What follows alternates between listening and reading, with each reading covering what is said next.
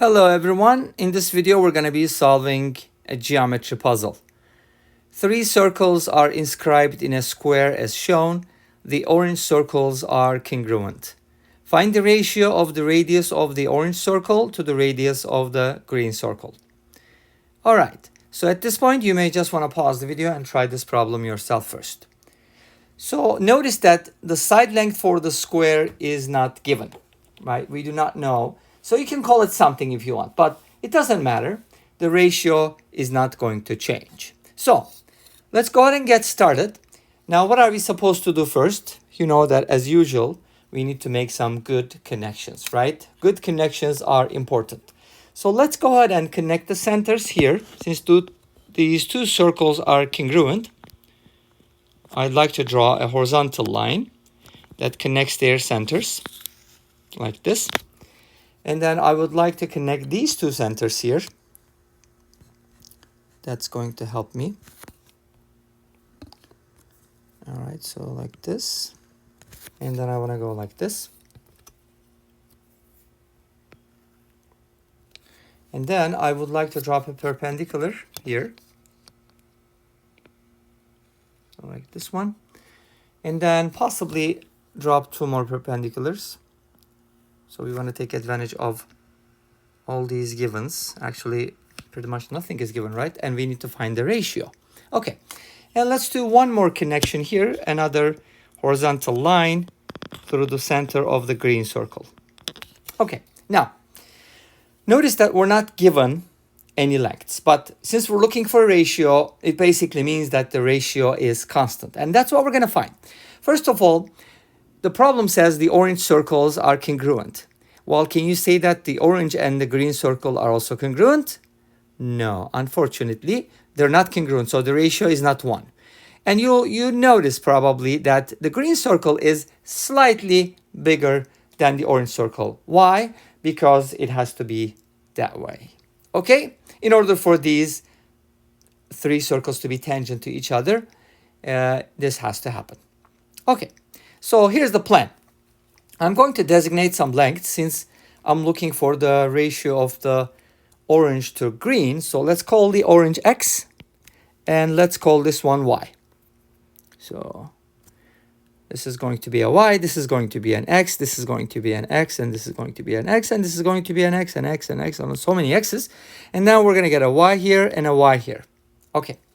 And then what happened to my connection here? It just disappeared, right? Let's make that again.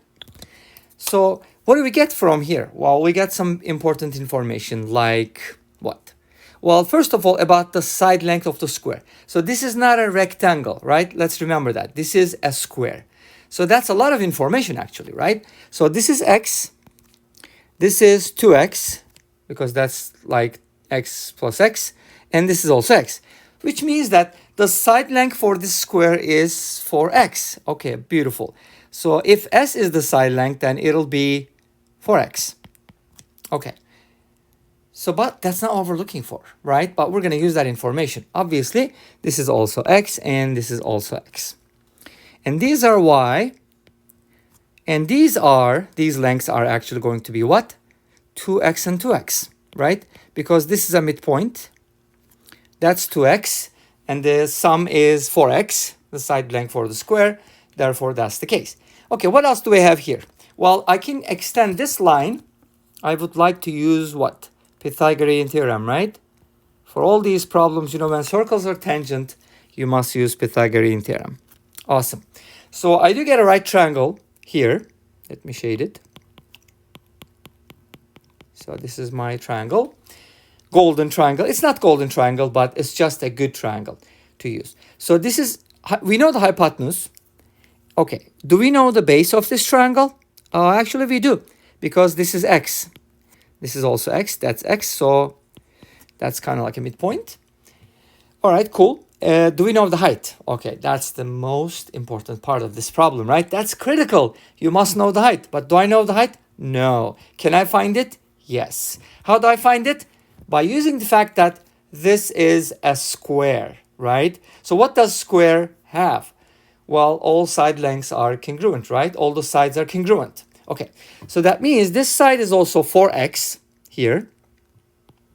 This side is also 4x, but I know that this is x plus y, these two pieces. If you subtract x plus y from 4x, you get 3x minus y for the height of this triangle. Beautiful. Now we can use the Pythagorean theorem. Awesome. Okay, let's see what happens. So what I'm going to do here is I'm going to use the Pythagorean theorem. So I'll start with the height. That's the most interesting one. 3x minus y quantity squared plus x squared is equal to the hypotenuse, which is x plus y squared. Awesome. Okay, so what are we looking for?